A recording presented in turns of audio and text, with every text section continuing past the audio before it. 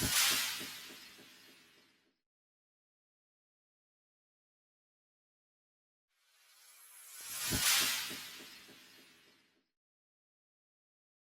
šuma Kozare, u kojem su skrivene u svom bolu, vučije ranjene u srce, istrgnute utrobe tragale za djecom one koje su znale da rode i znale da ih pošalju i da vjeruju. Nije bila tajna Dijana 75 godina. U Kozari i Potkozarju pričalo se o jednoj gospođi koja je dolazila, kojoj su vjerovali i koja je odvodila djecu. Ko je zapravo bila Dijana Budisavljević? Pa to je, ako možemo reći da je Gospod poslao na zemlju raširene ruke života, onda su to bile njene.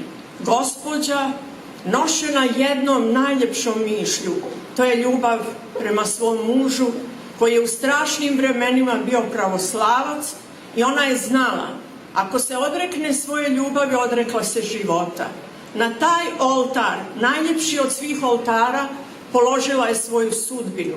Nošena istorijom, tragikom, nesrećom, pričom, ona je dolazila u nepoznate prostore, otmjena, gosposna, drugačija od ostalih, u vučim vremenima, u ustaškom leglu, u jami prokletoj.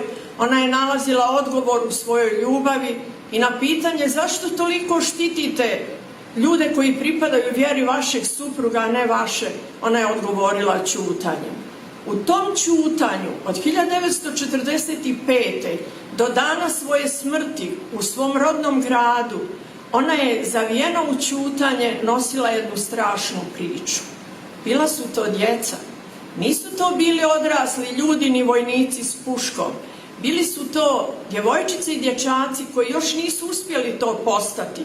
Kada je došla u Staru Gradišku i kad se popela da vidi na tavanu kako izgledaju dječica, Dijana Budisavljević se razboljela i do smrti nije ozdravila.